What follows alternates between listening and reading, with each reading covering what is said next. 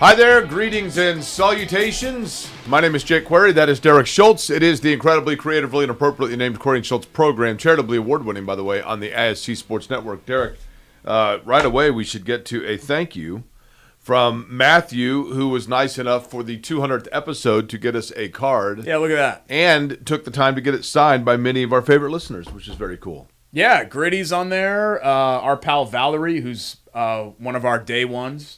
Darren King. Darren even drew 2 rockets on it, which was cool. Yeah, for a second, right? I thought they were, can you say penis on here? But just glancing at them, and then I saw the Derek, you don't the ask, flames from you the don't rockets. ask if you can do something while doing it. Well, I mean, this is a guy show. We both have them. We're both dudes, talking guy stuff. I don't think it's like a dirty word. We should be mature enough. You're well into your 50s. I'm in my 40s. All you needed to do was say, yeah, Darren drew 2 rockets that are a little bit phallic, and I was confused. Fine. That's Here, let's do that again. 3, 2, 1. Thank you, Darren, for the phallic rockets blasting off.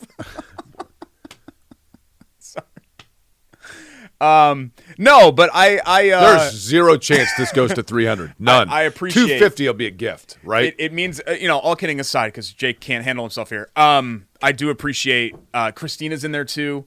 Look, I know that we talk about like millions of people. I'd be lying if I said that we have this like huge, gigantic audience for this show, but the audience that we do have is super dedicated and awesome, and they support us and they support each other. And they support our sponsors, which I think is great. I find it to be huge, the audience, and I love every member of them. Right? But we really appreciate it. Thank you for all the tweets and messages for 200 episodes. It means a lot to, I know, even to Jake. He won't admit it. But to both of us. And to the crew here at ISC for allowing us to do it. Okay, Derek, let's get right to it. NFL season is upon us. Yes. I don't understand this. Let me tell you something that's kept me awake at night. Okay. And I'm a cynic when it comes to the Colts, typically, yeah, right? Sure. I don't understand the people that are predicting them at like 8 or 9 wins. If they stay healthy, big if, I realize, but when you are prognosticating a season, you are going under the assumption that all things are given equal for all teams, so everybody's healthy, which is absurd because people get hurt. But if the Colts are healthy and Anthony Richardson is healthy, this is easily a 10-win team, is it not? I mean, I would think so, but I'm like I said, I'm chugging the blue Kool-Aid, man. I'm chugging it, and usually both of us on this side of the table are not generally. I mean, we're not fans, right? Like the Colts lose a heartbreaking game to Houston last year, and they're out of the playoffs, and I slept like a baby that night. That's not that I was rooting for them to lose. Don't get me wrong. I mean, I want to see the Colts do well, but I'm not emotionally invested in the team, and neither are you. I think they're going to win 12 games. Yeah, I don't think that's absurd. That may be delusional. I think their offense is really good. I think first off, I think it's going to start with their defense. I think their defense is going to be really good. I know that secondary's of question, but I think they've got the skill set to pass rush. I think they have depth at the line, and assuming that they can stay relatively healthy, they can rotate guys through and always have fresh bodies in there. And then on top of that, I think a lot of times they know teams are going to be playing from behind because I think their offense can go down and score. Yeah. We don't even talk about Jonathan Taylor. This guy could have 1,800 yards this year. They have 2 things at the same time that they haven't had at the same time in years. And to me, that is offensive playmaking ability and the ability to get to the quarterback, and not just by committee, but have Leatu Latu and people that are real game-breaking talents. And then the receivers with Michael Pittman Jr., who may not be a top 10 guy, but he's still really productive, and Josh Downs, who I know he has to get healthy. A.D. Mitchell, who they really like. I still think that there's gas in the tank for Alec Pierce as a big play threat. I think he's a one-trick pony. I think he's a home run hitter, that's it. I think he's the guy that you bring off your bench that hits 20 dingers and bats $185. Right. Like that's who I think Alec Pierce is, but with a quarterback that can actually throw downfield in Richardson. And then Latu and Pay and Lewis and Dio and this whole stable of defensive linemen that they have, that we joke how many that they keep. I think they have those 2 things going for them, and I think that's what leads the way for them and leads my optimism of this being potentially a 12-win team. The one thing that can stand between the Colts and perhaps that like 12-win plateau, right? It is a tough division. But I'm going to make a prediction here, okay? One of these two things is going to happen. I don't know which it's going to be. Jacksonville is finally either going to take the step that was thought of them last year, or Houston is, and this defies when I say it's a tough division, Houston's going to come back down to earth a little bit. I've seen people saying that Houston's a top 4 team in the league, and I'm like, look, let's pump they had a the great brakes year on last year, but they also were playing with a quarterback that there wasn't a lot of tape on. I mean, he's a great player. But we see, sophomore slumps exist, right? I think it's going to be – it would not surprise me if Houston comes in here and the Colts beat them and start out 1-0, and then Houston just has one of those years. Last year, everything went Houston's way. Yeah. They're very good, don't get me wrong. But it wouldn't. I think they're going to come down to earth a little bit. I think Jacksonville's the one you got to look at because they have good players, and admittedly the island is getting a little bit more sparse here. But I'm still on the island that Trevor Lawrence is a franchise quarterback. Yeah, and you know what? Tennessee, who we're leaving out, really improved themselves. I think this Did you see that Will Levis? This has to be a joke. That Will Levis cologne that smells like mayonnaise. That's a joke. No, right? I mean I think it's great that he's leaning into that brand. But that's a joke, right? No, I'm sure they're doing it. It's hilarious. It's the whole mayo in his coffee, right? It's a play on that. But Derek, there's no who would buy a cologne that smells like mayonnaise. You've seen like NFL fan bases, right? Like every Titans fan will buy it and they'll slather themselves in it. Just watch. It's like a license to print money. That's the most disgusting I know thing it bothers ever. you, but a lot of people like the smell of mayo in the morning. Who likes the smell of mayonnaise? Houston is one of those teams. You probably teams. like the smell of mayonnaise. I can take or leave mayonnaise. I'm like I don't feel strongly about mayonnaise either way, which I guess I'm kind of a unicorn in that way or a rarity. Houston had this offseason where they added a bunch of people that we've heard of. So we're like, oh my God, Stephon Diggs. Like you're thinking of Stephon Diggs like 4 or 5 years ago, right? Oh my God, Joe Mixon. I mean, you're thinking of Joe Mixon, prime Joe. Joe Mixon probably still has a little bit more in the tank than Diggs does. But I think that's why people go crazy, and Stroud looks the part. I mean, he's right? very good. But it takes a second to kind of materialize here. But to your point about the division, no one sucks. Right. Like I think. Yeah, I think Tennessee could be competent, right? Yeah, I mean, I don't think that any of those teams to me fall beneath 8 wins. And that might be tough because they're playing each other twice. But I would be surprised if the Colts were 7-10, or Tennessee was 7-10, or certainly if Jacksonville or Houston fell below the 500 mark. You can't be 500 anymore because it's a stupid 17-game schedule. But I agree with you. I think the division's a little bit of a meat grinder. You realize that, right? I know. Well, at least we'll have 500 teams again. What I can't stand is there's no, still like the a same 9-8 season. They're not adding teams. No, you'll still have 18, you'll be able to have 500 again. So I'm cool with the 18 games. So what I don't like is the teams with odd. a 500 record. Yes, that doesn't. Okay. Yeah, because 500 teams would be a massive that'd be expansion. a lot. That'd be a lot. But I'm high on the Colts, and you know what, Jake? If they are going to do what we say, if they're going to win 11, 12 games, it's got to start Sunday. Do you think if the NFL expanded to 500 teams, St. Louis would get a team again? Probably. I don't think so. You have to take care of business at home, and the Colts failed to do that last year, and that's part of the reason that they lost the division. They had a win and in game at home, and they lost. They're a 2.5-point underdog. 91% of the public money. We don't talk gambling a lot on the show, but 91% of the public money is on Houston. And you know what? The public's wrong a lot. No, how's that different than the private money? What's the public money mean? Where's the private money? Sorry, just everybody that's betting is the public money. The gambling apps. 91% of the wagers placed on gambling apps. 91% of the money is going on Houston. 9% is going on the Colts. And I saw I think 86% is on the. What's the line? The money line. 2.5. Houston's favored by 2.5. So it's a push 'em. What do you mean? Oh, Houston's favored by 2.5. Yeah. Okay. Yep. So 5.5 on a neutral field. Conventional wisdom. Yeah, I'm telling you, I think Houston's good, but I think the Colts are going to be good this year. I think their offense. When you have Jonathan Taylor, so much of it depends on Anthony Richardson. I mean, what are we going to say here that's new and original? That's the reality of it. But I just think they have enough weapons around him. They're going to be okay. Yeah, and look, all of the focus has been on the negatives and the secondary, and I'm not going to sit here and defend their process with the secondary. I think they've done themselves a real disservice by not adding depth in that secondary. They are one injury away from it being a big problem. Like if Kenny Moore or Julian Blackmon go down, then God help you. because that's a really tough place to be. And even Dallas Flowers, who I don't think is any good, you need guys like that to be healthy. My thing is this, Derek, and I don't know. This is the one question I probably should research this and be able to answer my own question. I can't recall when I covered the Rams. It's the only other organization or franchise that I've covered, okay? When it comes to the Colts, is this the norm in the league?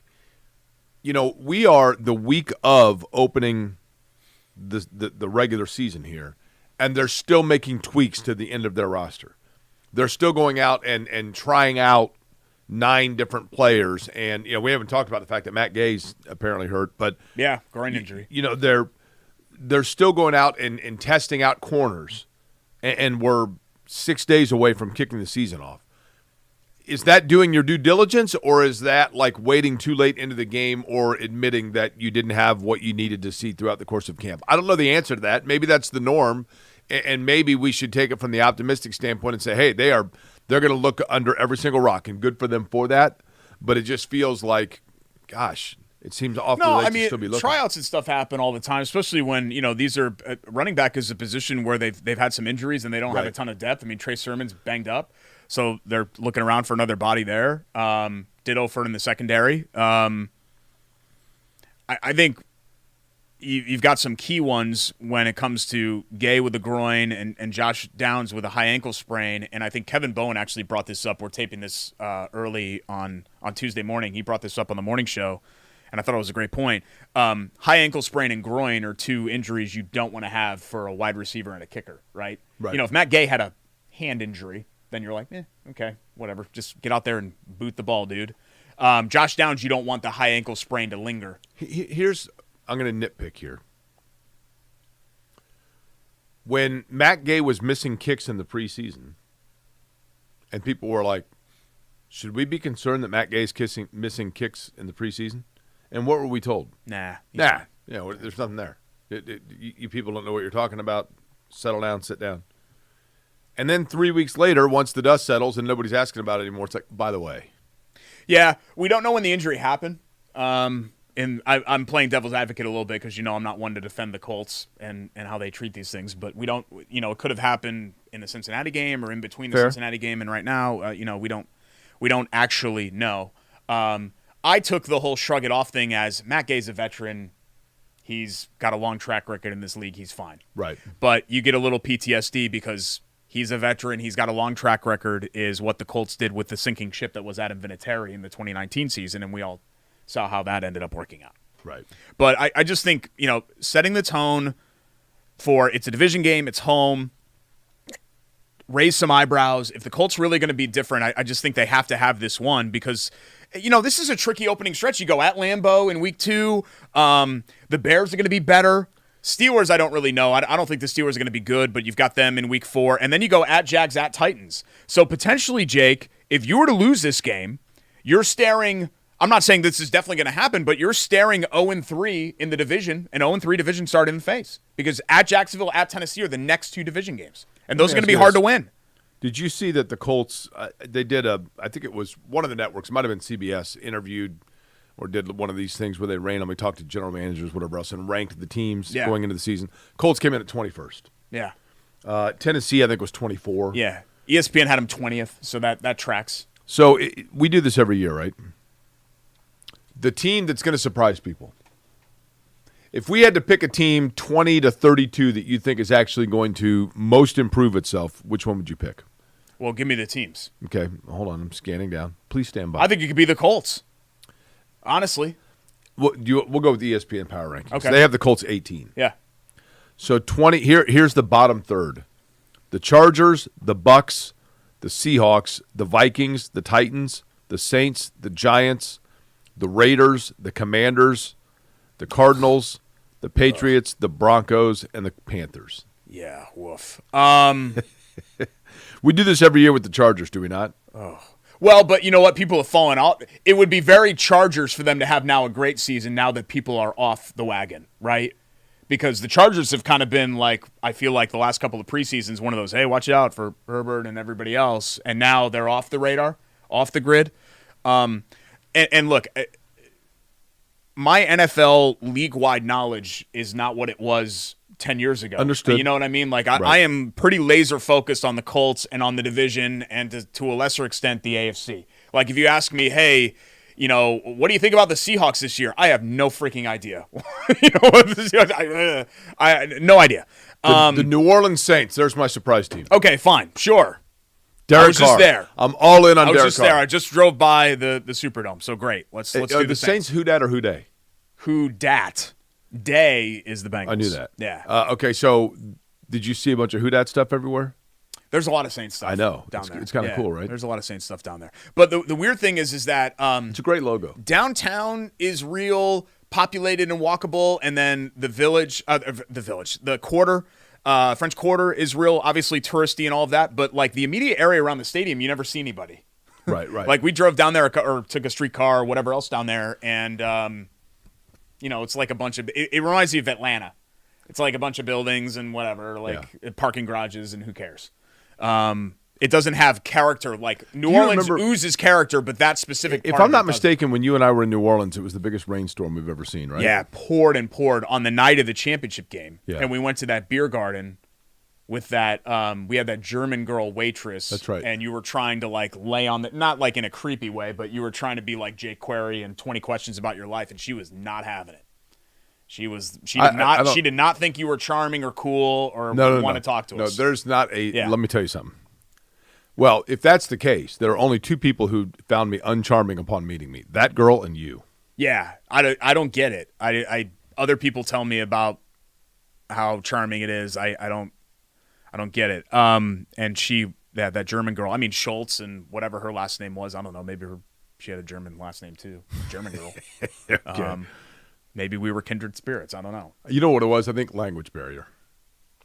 Well, Jay, she spoke English. No. It was an authentic German place we went to. Yeah. We did have a cabbie. This was like either in the very early days of Uber or before Uber. It was before Uber was a thing because we literally called a cab service to get us from, I think, the airport. You didn't have your rental car yet or something, remember? And he had the like straight like Cajun, and I was like, I don't know what this guy is saying.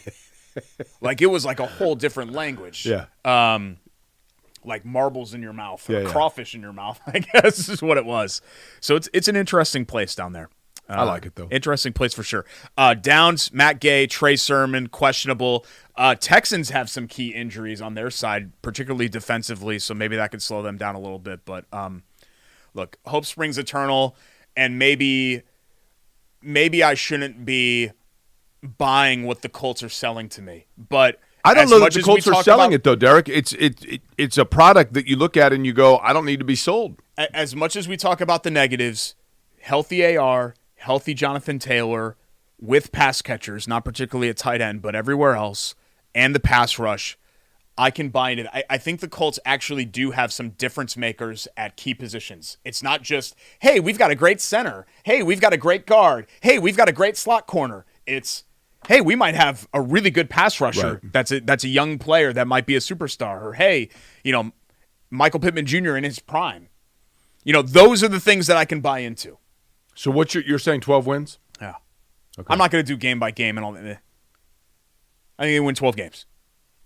Well, you got to tell me where they are. I think they're going to be good. And look, I'm warning you. If they are not good, I'm not going to be excuse maker guy. Barring like a meteor hitting the complex at 56th Street and everybody's injured, and you get 12 games of Joe Flacco.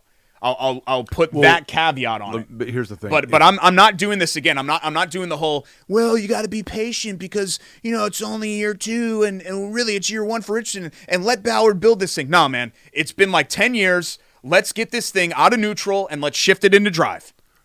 Let's go. Thing. If a meteor hit the complex, how big a meteor are we talking?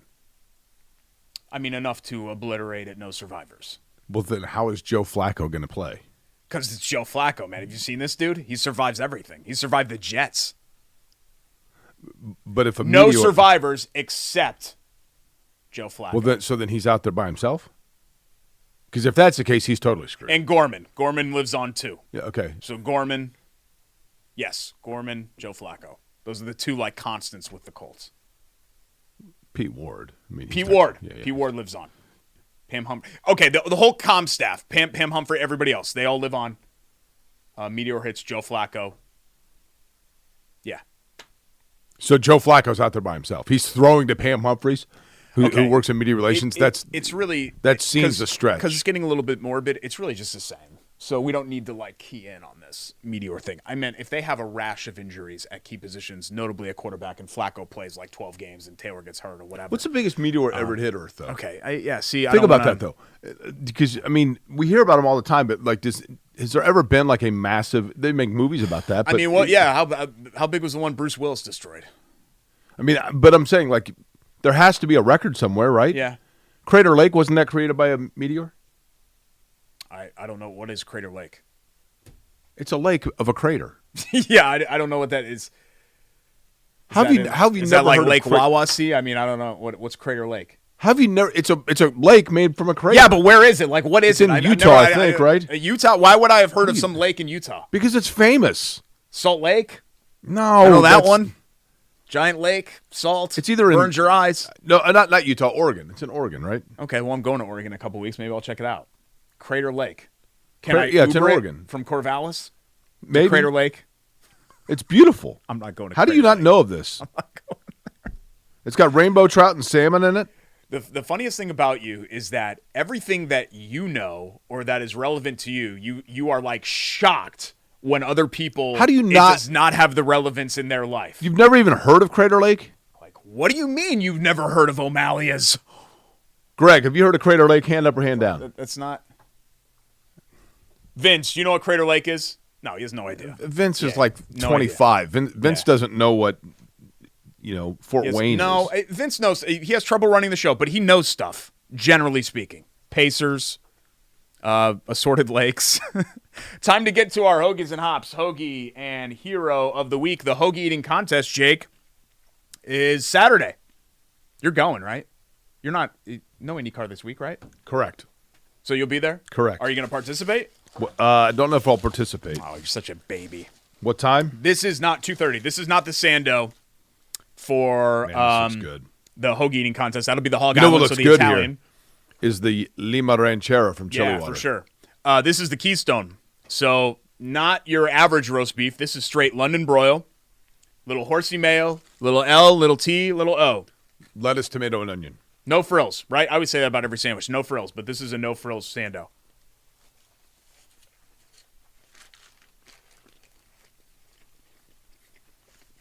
Don't swear. When I was a kid, roast beef was my go-to. Like, roast beef sandwich, whatever, cheese, mustard, LTO, the whole deal. And this kind of takes me back there, and what's so much better about it is that, I mean, I'm sure this would be good with mustard, like that 9-grade beer mustard. The horsey mayo. I know you're not a mayo guy. I'm not really a mayo guy either. You know what? The cheese. But the horsey mayo, man. The bread and the cheese make this also fabulous. Well, bro, really, really good. And then, the Lima. It's still summer. I know it's past Labor Day now, but it's still meteorological summer for, 2 more weeks? 3. 21st? Yeah, I guess that would be 3 weeks. And this is just a good, while you're holding on, and the sun's setting a lot earlier, and you're out on your porch, it's starting to get chilly. Like, I biked to school with my kid today, it was like 55 degrees. Yep. A little chilly. That's all right. Hold on to those summer days. No, this is good. This is good they're year-round. Because it's got a little bit of the tart lime taste to it. But they have such smooth. an excellent lineup of summer beers. I'd mentioned IndyCar. Jake not having IndyCar for the Hoagie eating contest on Saturday. How about a little love for Connor Daly? Yeah, how our about hero that? of the week. Podium finish in Milwaukee. I think it says a lot that it was celebrated as universally as it was. I've never seen other drivers celebrate. Will Power got out of his car on Saturday after a second-place finish that put him back into the points. Well, he was in the points championship, but really tightened it up. And Will Power got out of his car, and Connor Daly pulled up right behind him, finishing in third. And Power jumped out of his car, and it looked like he was celebrating his own victory. He was hugging Connor Daly and going crazy, and then Ricardo Juncos came over. Juncos Hollinger Racing, by the way, is Ricardo Juncos, who owns Junco Hollinger Racing, is an Argentinian that came to the United States under the American dream without really a whole lot of anything, with a dream as a mechanic, of eventually getting involved in racing, and now he owns a race team that features 2 drivers, Romain Grosjean, and then had Agustin Canapino, who's an Argentinian. A lot of issues there. Canapino he went back to Argentina. And so they signed Connor Daly to finish the year. Now, the key thing about this, and this is getting into the weeds a little bit here, Derek, but you have what's called the leader circle in IndyCar. And that is each car, not driver, but each car is also tabulated points over the course of the year. And the top 22 point-earning cars entrants over the course of the year get a $1 million payout.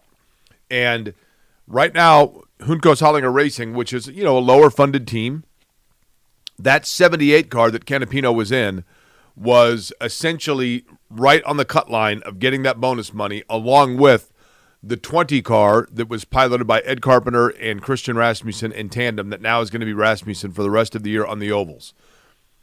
Connor Daly coming in third place, the first podium for Juncos Hollinger Racing, which is based in Speedway.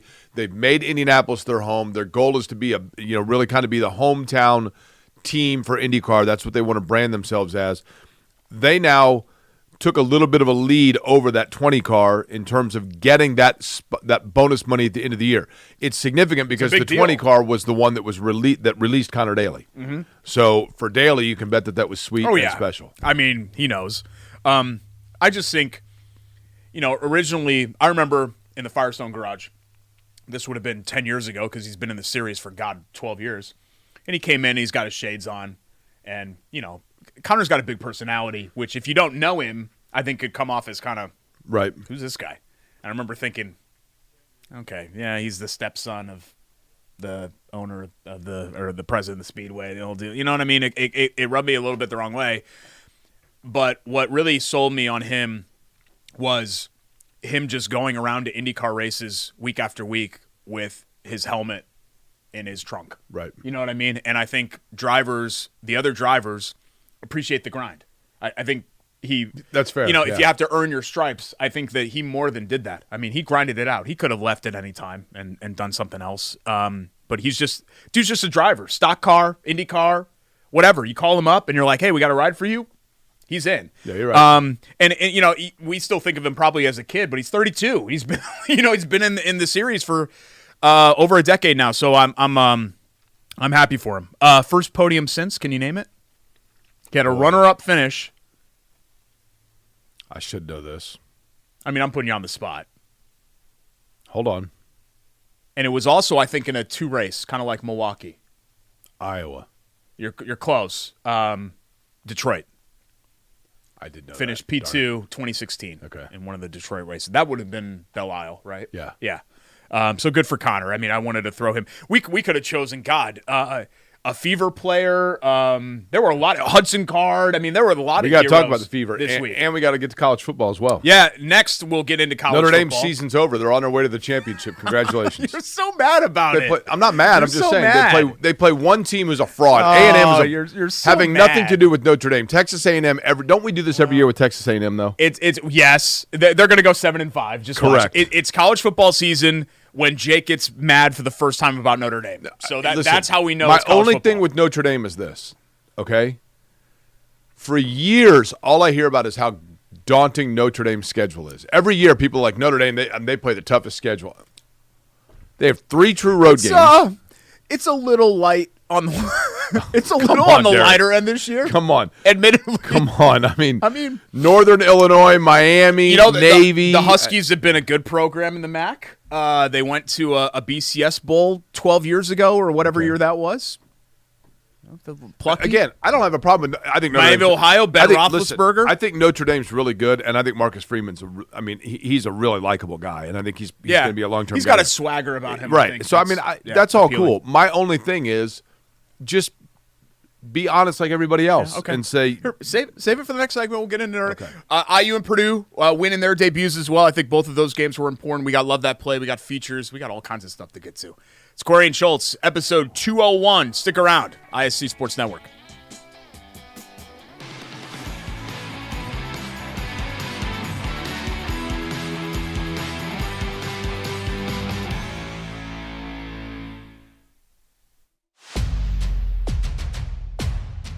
Hey, AC, which games are we going to tonight? You know we cover all sports in Central Indiana. Hop in. It's going to be a long night. Bailey & Wood Mortgage Lender, proud partner of News 8 Sports Hummer.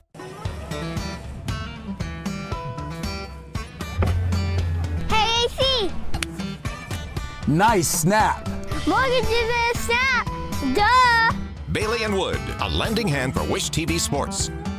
Welcome back. Query and Schultz, presented by Bailey & Wood Financial Group here on the ISC Sports Network. Alongside Jake Query, I'm Derek Schultz. Thanks to our friends at Bailey & Wood. The best. Absolute best. 855-350-HOME. BAWFG.com. We've got the Yetis up here. What else do we have? We have the cups, don't we? Or the straws for Bailey & Wood. We got a shirt, too. What happened to our hat? They didn't put a shirt. We had a hat, too. Well, Did you steal the hat? Yeah, Vince decorated the table today, so I should have checked it. I should have checked it before we went. You need to get that pre-approval for a mortgage, especially if you're a first-time home buyer. Call up Mike Wood and his 5-star team at Bailey & Wood Financial Group. Refi as well. Interest rates are dipping down. Lowest, I think, since late 2022. That's good. I thought I saw last week. Not that I'm following it. We're not selling our house, but I think I stumbled across that information. So BAWFG.com, 855-350-HOME, and we really appreciate them, of course. You know, we talk about getting to 200 episodes. Would not have gotten to 200 without Correct. Mike and his team at Bailey & Wood Financial Group. Let's leave Notre Dame for the end, because I think, you know, we're reaching more of the Purdue IU audience anyway. I'll say this. I always view Notre Dame as an Indiana entity. I know they're located in Indiana, and there are a lot of Notre Dame fans here. It's a national brand. I'll say this real quick, college football-wise. And Georgia's really good, but it's over for Clemson. Dabo Swinney's decision to go against, and I say this not because people here care about Clemson. It's representative of where we are in college football today. Dabo Swinney taking the hard stand against the transfer portal and NIL was a gamble that he lost. And in today's college football world, you cannot live that way, and we've seen it now. Clemson, which at one time was absolutely loaded for bear with positions, you know, 2 deep NFL players all over the place, is now, you know, unfortunately paying the price for turning their back on the way college football's headed. I mean, he can churn out 9-3 seasons probably to his heart's content, right? But the standard has been raised by him. Yeah. And Clemson fans are not going to be good enough with, you know, 9-4 in the Music City Bowl. Right. So Georgia's a superpower, but to not even be competitive, I think was disappointing. For sure. For their quarterbacking play was not good. Yeah. You know, yeah. Yeah. So, okay, we got our Clemson thing out now, of the way. Indiana, I'm all in on Curt Cignetti. I've said that, but I found it interesting that afterwards, interesting column from our friend Zach Osterman. Yeah, in the Indianapolis Star about Cignetti coming out, and his opening statement was his disappointment in fans not sticking around after the second, you know, for the second half. And I'm like, yeah, man, welcome to Indiana, right? Welcome to IU football. Mm-hmm. I don't understand it. I mean, if you're going to go to the game, I would be there to watch the football game, not to just do the tailgating thing with your kids, but so be it. But Indiana, I think, is going to be good. And part of that's their schedule is favorable for them this year, but I think Indiana's going to be good. I think they're a bowl team. Their schedule's good, and let me make a statement too. And I get that we're in Indiana and that we're maybe going to overrate the teams here. Indiana and Purdue are not finishing behind UCLA in the Big Ten, okay? I'm not sure they're going to finish behind Michigan State. Minnesota, like Indiana and Purdue aren't great. They're works in progress. There's some other teams in this league that I think stink. Right. You know, I don't think they stink. I think Indiana has upside. I think Purdue's got upside. And I'm not just basing that on week one. I mean, UCLA being life and death. And Purdue's upside comes to reality on October the 16th, I think it is, when I'm going to be there in attendance, and they're going to shock the world and beat Oregon. Okay. Let's start with Indiana. You know, Curtis Rourke was just okay. I think Indiana had an okay performance, but you got to realize, Jake, it's the first game. You know, right. This stuff, these overnight fixes that IU fans keep searching for football and for men's basketball, just life doesn't work that way. I don't care about 19 and 20. 19 and 20 might as well have been 3 decades ago. Indiana was back in the basement. They were a punchline again the last couple of years under Tom Allen. And Curt Cignetti and everybody else are trying to raise them out of that. So it's going to take some time. You know one thing I saw that bothered me? What's that? After the game, the players were still doing the a 1, a 2, you know what to do, Indiana. That's Indiana. Okay. It's hokey. It's hokey. 4 overtimes against Akron, don't do it. Right. Any other situation, I'm kind of fine with it, honestly. I like that they have some sort of traditions. Indiana's got talent. I'm glad Donovan McCulley doesn't appear to be a serious injury, Right. so that helps because he's a real playmaker for them. I mean, they've got talent. I think some of the picks, like I saw one 9-3 prediction for Indy. I think people need to, because everybody else, Michigan State, UCLA. I know I just knocked them. Any UCLA fan or Michigan State fan is saying, "Oh, Indiana win." You know what I mean? Right. Purdue, Hey. same thing. Speaking, by the way, how about USC and LSU and Brian Kelly? Again, Yeah, banging the table. Matt. Brian Kelly is clearly a good football coach. Has been. But I'm not saying he's a has-been. I'm saying he has been, over his career, sure. a great football coach. But, like I was talking to Graham Rahal this weekend because he's a big Ohio State fan, and we were talking just about the power teams, and Graham was saying, Dabo, he said, it's kind of like Brian Kelly. Did all of a sudden their coaching philosophy get old overnight? And with Brian Kelly in today's era, look, the players have the power now. Yeah. Players have in NIL and transfer portal, and the players hold all the cards. So when you get out there and you're trying to do the, banging the table and screaming and gum popping out and veins popping out of your neck and spit flying while you're getting in a guy's face, I don't know that it flies in 2024. No, I'm not saying he's wrong. I'm not saying, I'm not trying to be old guy yelling at clouds or young guy yelling at clouds. But in this case, I just think Brian Kelly's act, I don't know that it carries. He's always been an odd fit there, I think, particularly for LSU, because you talk about player empowerment. I mean, the Deep South schools, certainly it's that way. But I don't know. I'm a little surprised that he can't seem to shift it into gear. I really did. I was one of those people that thought he was going to go down there and win big. And, if he wanted to just lose to teams like FSU and USC, he should have stayed at Notre Dame. Right. Right? I mean, don't need to do that there. So IU on to Western Illinois next week. So they're still, they've got a couple of free spaces left. Purdue doesn't. Purdue had the lone free space. I mean, Indiana State. Well, Notre Dame has all free spaces till they play USC, by the way. I don't know if Indiana State can't throw or if they just decided not to throw. I mean, they seemed to just know going in that they had no chance of winning that game, and Purdue obliged. Hudson Card matched the FBS single game completion percentage record. He was 24 of 25. So like Drew Brees against the Colts level perfection Right. from Hudson Card. 4 tuds.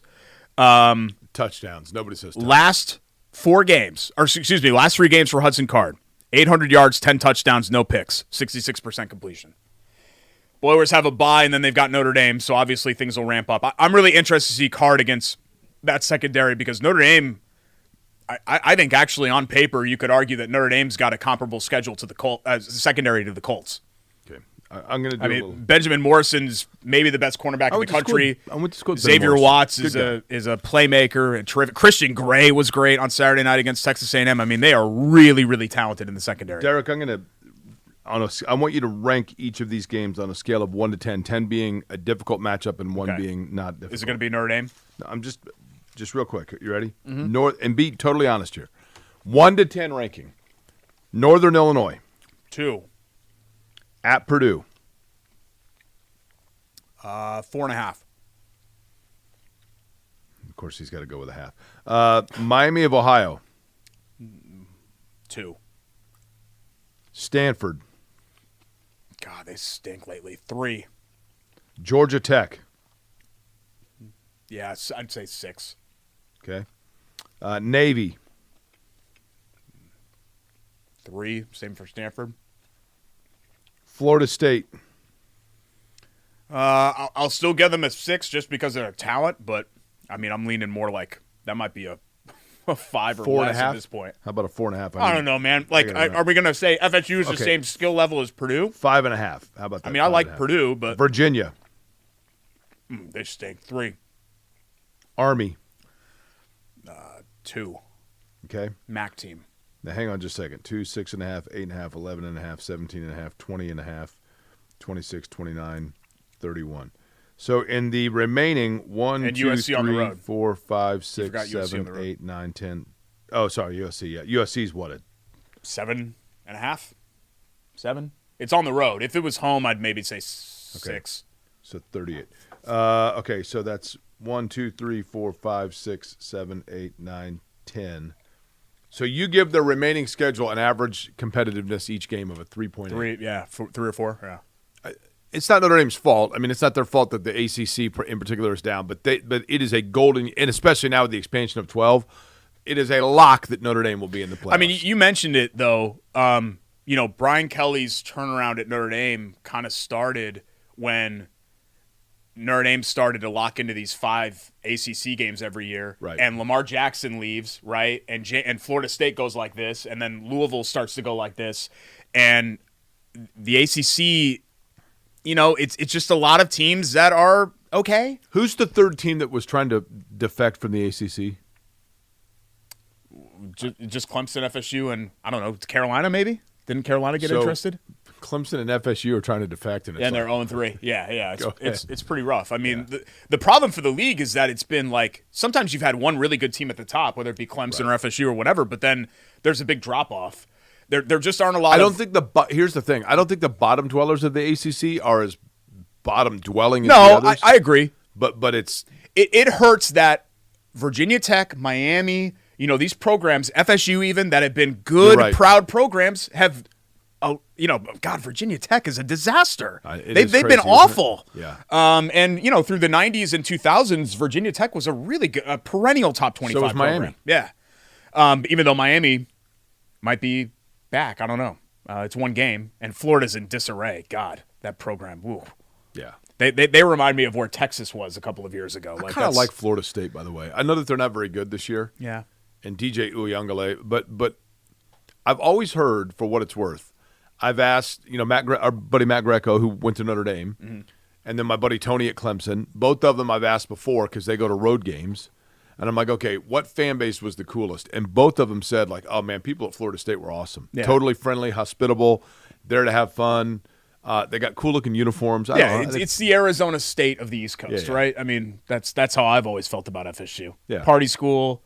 People are pretty laid back. I mean, they love their sports. But you think good-looking girls at Florida State? No. How do you expect me to answer that? You get that everywhere, though. Any of these giant schools. You're right. You end up getting that. And then, as you mentioned, Notre Dame and Northern Illinois. And look, it's a tough place to play. I think something for Notre Dame, and I get, A&M has talent. They don't, they're not Georgia. But for Notre Dame to go into a road SEC venue like A&M and be the bigger, stronger, faster, more athletic team, I think says something. Right. I don't think you would have said that about Notre Dame, even under some really good Brian Kelly teams in 2018 or 2020, right? So I think they have that going for them. And like I said, that defense is loaded. I mean, they've got at least half a dozen legitimate NFL players on that defense. By the way, did you think of a love that play? Yeah, I did. And this is another kind of off the beaten path a little bit, but I wanted to give it some love because I thought it was an incredible play, and our very own Greg Rakestraw had the call of it. Really? So if you have a different love and play in mind, you can. Well, first off, let's tell you about Love Heating and Air. Love-HVAC.com is the website. 317-353-2141, the telephone number for the good guys at Love Heating and Air, who have been around now for over 100 years in central Indiana, servicing Marion and the Donut counties. Older homes is a specialty, those tricky homes that you feel like, gosh, you know what, like the windows, other such things. It's been a real challenge for me. No, not a problem for Love Heating and Air. And they are going to treat you with great customer service, on-call, 24-hour maintenance, and treat you like family, which is what you want, the honesty and integrity that you get from Love Heating and Air. And they bring us each and every week our favorite play of the week. My nominee, actually, Derek, was, did you see the finals of the badminton finals in the Paralympics? No, but Dude, it sounds intriguing. Let me tell you. Unfortunately, I don't have the video right here for you to see. It was unbelievable. There's nothing quite like high-level badminton. And here's the thing. It's the Paralympics, so it was – in the Paralympics, typically, like, did you see the archer? Yeah, with her foot? The woman with no arms that was using her feet for archery. Just amazing. Like, just bullseye. The talent level, incredible, right? Yeah. And in this one, for the Paralympics, for badminton, it was two little people. But the athleticism was incredible. It was unbelievable. But you have a better play, and we have the call for it, right? Well, I mean, Is this a better play than little person badminton? Probably not. No, but I'm saying you have a suitable play. Yes, I do. Indy 11 had their U.S. Open Cup, lost to KC, but still they got all the way to the semifinals there. They're coming off of that. They come back home. They're taking on Pittsburgh. They're still, fighting for a playoff spot. They've been sliding a little bit here recently. And in the 6 minute of stoppage time, 96 minute, 30-year-old veteran, Romario Williams, very last touch of the game, free kick, just beauty. A firecracker, as they say, of a goal. And our very own Greg Rakestraw on the call. Do we have it with the audio? Can we do the audio? Okay, let's do it. Look at this goal. Williams. Wow! Manna from heaven for the Indy 11. Romario finally breaks free. How many times do you think a guy hits that? I mean, it's a perfect kick. There's nothing. You could have the best goalie in the world, and they can't do anything with that. I mean, that was just an incredible kick, and they come away with a point, so they avoid a loss. They get the draw. 11 currently sits 6 with about 6 weeks to go, and the top 8 go to the postseason. So 11 in a better spot than they would be with 0 points after a home defeat. Right. Here, let me. And you've got little person badminton as your love that play. Just watch this. We'll get Derek's live reaction as he's watching. Derek's watching it. Yeah, I mean, and they're doing like drop shots and like this isn't like your backyard badminton. Like this is serious. Whoa! He dove. Oh, he dove again, head first. This guy gonna win? Pink, the purple. He's diving all over the place.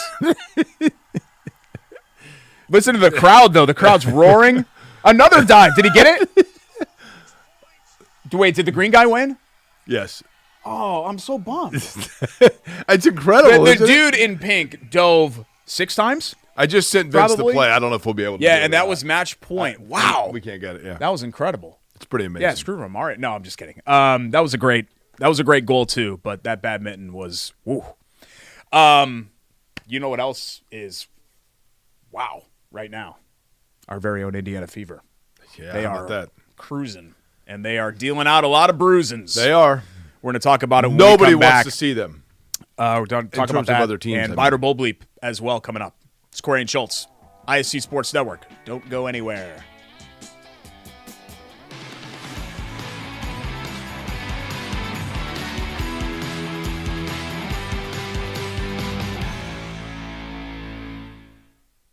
At Bailey & Wood, we... Welcome back. Bailey & Wood presents Query and Schultz, ISC Sports Network. Thanks to Vince. Thanks to Rake. Thanks to Charlie. Thanks to everybody else. By the way, at did you ISC. see my shirt, Derek? Yeah, that's great. The anniversary just happened, right? What was it, over the weekend, I think? Do you want to read the shirt? The Beatles in person, Indianapolis State Fairgrounds. They used to call it Indianapolis State, or just Indianapolis Break State Fairgrounds. September 3rd. Yeah, so yesterday. What is today? Today's the 4th, right? 3rd? Yeah, is that right? 60-year anniversary today of the Beatles. 60 years ago today, the Beatles played 2 sets at the Indiana State Fairgrounds, one in the evening, one in the day. I believe the day concert was, I believe, at inside the Coliseum. Evening was outside on the grandstand. They were introduced by 2 different radio personalities in Indianapolis. One was Bouncing Bill Baker, who was at WIBC Radio. The other was Jerry Baker from one of the Good Guys. Oh, shit. It's your birthday today. September 3rd is your birthday, right? It is. Yeah. Happy birthday. Thanks. Yeah. No, it's a great. But the Beatles thing is cool. 60 I years remember. ago today. I remember we were on the air for the 50th anniversary.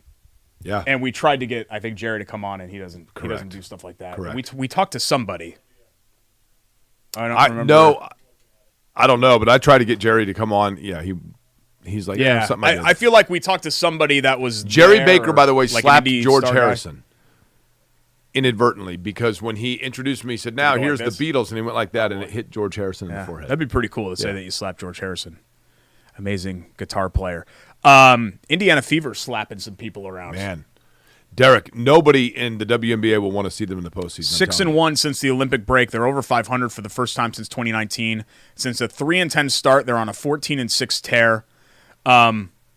Let's get this out of the way. Caitlin Clark has not only wrapped up Rookie of the Year. She did that a while ago. She's now working her way towards all WNBA stuff. I mean, she's become a top. Is she not the MVP? Certainly a top. Well, I mean, Asia Wilson and I get it, but I mean, what she's done is pretty remarkable. She's become a top 5, 6 level Yeah. WNBA player in year one, which is crazy. Which not a lot of people expected. There's a lot of star power that's in the league. And how about Kelsey Mitchell, man? 20 points in 7 straight games. Had a season-high 36 against Dallas over the weekend. She's been lining up. Lexi Hull's been great. Yeah, they've really come together. Yeah, I mean, what's kind of amazing is that as good as those 3 players have been, I think this has been a very pedestrian season for Aaliyah Boston. Agreed. Nalissa Smith's just up and down. Sometimes she's good, sometimes she's not.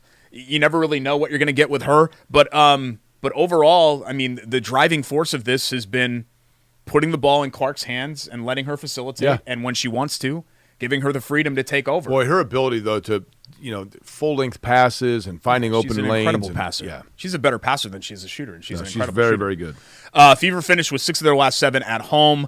They're now the number 6 seed and closer to the 4 seed than they are to missing the playoffs. They could clinch a playoff spot tomorrow night. We're taping this right now on Tuesday. So Fever just keep cruising, and it's great. It's great to see the outpouring of support. I mean, I've got people on my timeline are arguing about, where she stands as in all WNBA and re-signing, Mitchell in the offseason and stuff. And I'm like, we've never had these sort of discussions. That's right.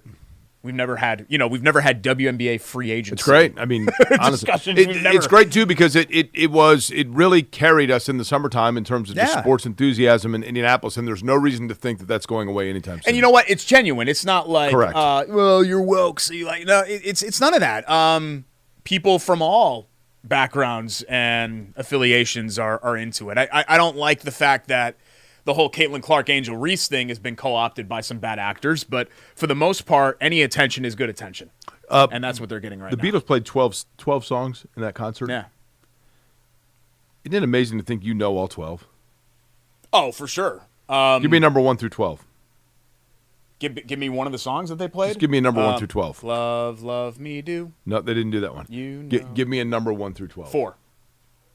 She Loves You. Yeah, she loves you, yeah. I can't get no. No, that's the Rolling Stones. That's the Rolling Stones. That's not the Beatles. That's the Rolling Stones.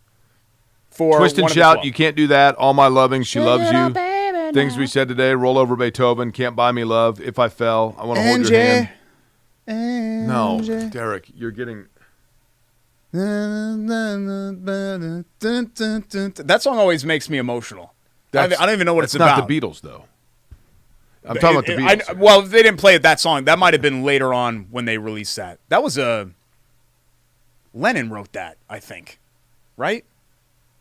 Did he write? He usually wrote like the slow songs. Woke up, got out of bed. Okay, that is the Beatles. Yeah, that's A Day in the Life. Yeah, that's a great song too. But that part was written by McCartney. We don't really have time for quick hits because there was just a lot to get to today, but wanted to shout out and congratulate our buddy Joey Chestnut. Yep. Had the Netflix special with Kobayashi, and he wiped the floor with them. 83 hot dogs. How many Kobayashi get? 60. Did they get along, or were they talking trash? I mean, they did a little bit, but, I mean, he's been like a recluse, I believe. Right. How much did he get paid for that? Did we find that out? Must have been a lot, because if he was going to miss Nathan's, they must have really paid him. But good for Joey. Still do it at a high level, and he technically set a new record. I like Joe Chestnut. Good dude. Yeah, just a regular guy who's had an incredible life because of a very, very odd skill. Correct. But correct. Good for him. Good for him that he's done it. Now, speaking of Joey Chestnut, he could be there Saturday. He won't be, but I'm saying you could be your own attempt be at your Joey own Chestnut. And the Dip hoagies the and hops. sando in the water. Get that bread all soggy. Hoagies and hops eating contest, 2 o'clock, Do right? it. 2:30. 2:30, and Jake will be there, and he's going to be eating a sandwich, too. We're going to make sure of it. We could split one. Tremendous. BFF splits. We come back, Chateau Kitchen's Buy It or Bull Bleep. And we'll wrap up this show. Hour always flies by when you're hanging with your best friend. On his birthday, it's Corey and Schultz, ISC Sports Network.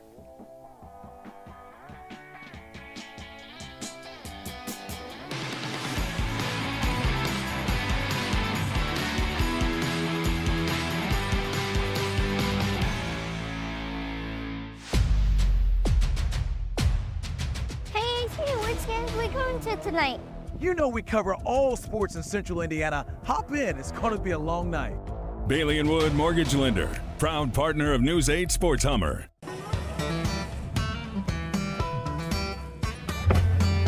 Hey, AC, Nice snap. mortgage is a snap. Duh. Bailey and Wood, a lending hand for Wish TV Sports. Back for a final time, Bailey and Wood presents Corey and Schultz, ISC Sports Network. We want to welcome back an old friend that is going to sound a little bit like a new friend because obviously they've rebranded.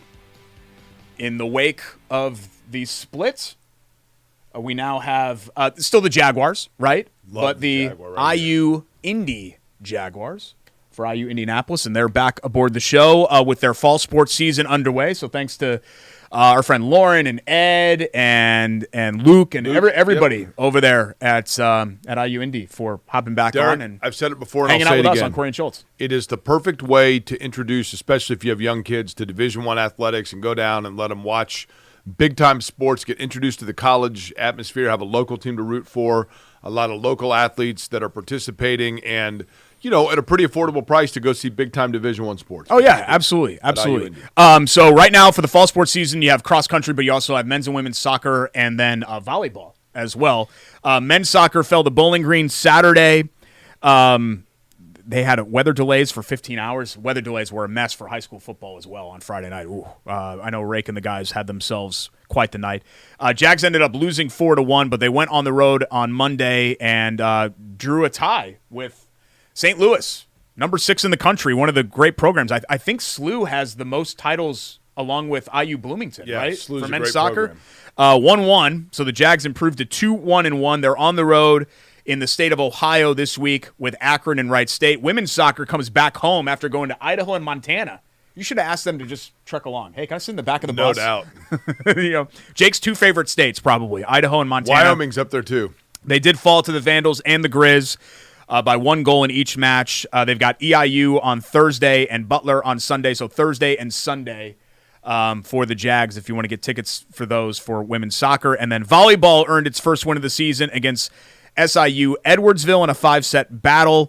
Jags went 1-2 in the Hampton Inn Invitational over the weekend. They've got Spirit Night 7 p.m. Wednesday against Butler before heading on the road for another volleyball tournament and classic. Season tickets on sale, all sports, including men's and women's hoops. IUIndyJags.com/tickets. IUIndyJags.com/tickets. And you should get season tickets now for basketball because once they move into their own arena there on campus, get in now, right? Get in, get used to and familiar with watching IU Indy. Great Division I basketball right here. November 4th, by the way, for the men's start of the season with Paul Corsaro. Do you know that cats, a term of a way that they show affection is they headbutt you? Did you know that?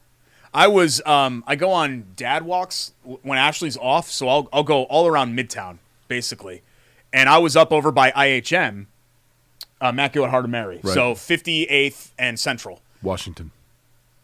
Well, I was on Washington the central. and Central. Yeah, Okay, I was on yeah. the central That's fair. side, and then I Right. go back west because I live west. I'm not good enough for Meridian Kessler. I'm on west of Meridian, Butler Tarkenton, but I walk all over Midtown, and a white fluffy cat came out of nowhere, and I was like, she followed me for 4 blocks, and I felt bad because she had tags and everything. She wasn't a stray, and she was in good shape. Super duper friendly, and I would stop for pets at every stop sign. You and I don't share. You didn't check to see if it belonged to somebody? You and I, well, she had a tag and the address and everything like that, but she just walked with me for 4 blocks. You didn't make sure that she got home safely? No, she was fine. She was an outdoor cat. She was out there to get mice and stuff like that, I think. But she was in good shape, and she would make me stop for pets. You and I don't share a lot in common, but I love animals. Right. Any animal that comes up to me that's not like a possum, I'm going to pet. Possums are cool. Yeah.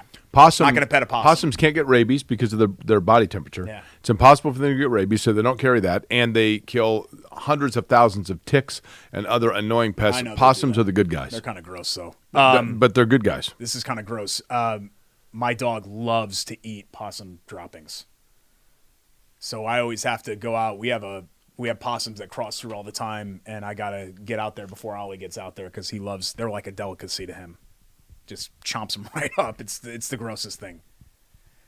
That's the most disgusting thing I've ever heard. Yeah. Recycled ticks is what he's eating. Dogs like that. I mean, when James was a baby, he would sometimes get in the diaper bag and go buffet style a little bit in the diaper bag. Yeah, it was gross. Saying it out loud makes it grosser, I think. Like there aren't a lot of things that gross me out, but watching an animal lick a diaper is up there. Time for Buy It or Boldly, brought to you by our friends at Chateau Kitchens. At Chateau Kitchens on Instagram and Facebook. I'm expected to participate articulately in this after that. Oh, you still have some sandwich left, I noticed. ChateauKitchens.com. Anything on the interior of your home. Kitchens, bathrooms, basements. They're even getting into the outdoor biz. Check them out for before and after pictures online. They do amazing work. They've changed our lives in that house. Chateau Kitchens is the reason that we've been able to stay in Midtown in a house and a neighborhood that we love. Statement number 1. Anthony Richardson will make at least 15 starts this season. Bull Schultz. What would you put the over-under on it, honestly? 12.5. Yeah? Yeah. Look, if they're going to win 12 games. Depends on the meteor. If they're going to win 12 games, I got to say yes to this, right?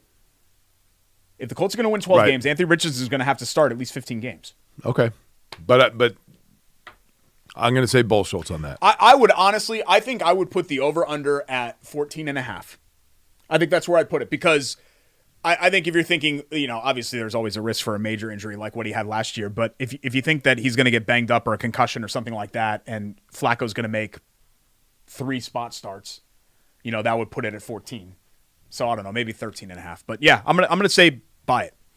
The New York Jets won't make the playoffs. Buy it or bull bleep. Why does everybody think that they're going to be really good? Yeah, that's. I saw somebody pick them to win the division. Jets ain't making the playoffs now. I mean, Rodgers. He's like 90 years coming old. off an Achilles too. Yeah. Like I don't see it, and I get it. It's a New York team, just like the Knicks. They're kind of a disaster. So anytime that they're like might have a glimmer of hope, people go crazy. Jets ain't winning. No, I think Jets are crazy. I actually put this in here before you said what you said. Clemson needs to think about a escape plan for Dabo Swinney, Buy it or bull bleep. Hard to argue. What do you do though, man? It's time for a reset. He's such a. I know. He is that program. You're right. I mean, he's like statue level figure for Clemson football, and Clemson. I mean, the entire university owes him a great deal of gratitude. They do, but he's got to modernize, which is crazy because he was the modern thing 3 years ago, right? He was the new hot thing until he wasn't. But I mean, there's no excuse. I don't think there's any reason why Clemson can't be a perennial. Now that it's 12 teams, man. I know.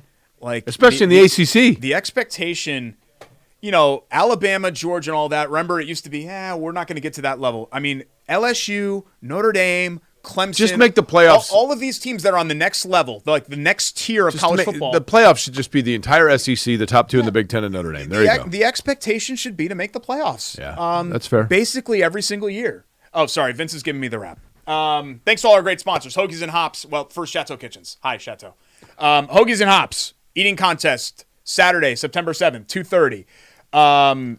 Bailey and Wood Financial Group, of course. Love Heating and Cooling. Chili Water Tap Room as well. IU Indy. And IU Indy, our friends at the Jags. Go Jags. For Jake, I'm Derek. Bye. Have a great week. Love you. See ya. Go Colts.